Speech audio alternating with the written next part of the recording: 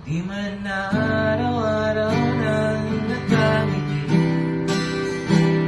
at ilang beses na rin tayong hindi di na mabilang ang aking mga kwentuhan. Nawa'y pati at hindi na namamalayan. Meron tayo, ngunit sa huli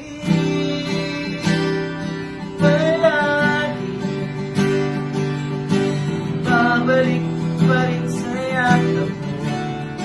Hanggang sa huli palagi pipiliin kong mag-isip. Ulit-ulitin man, nais kong malaman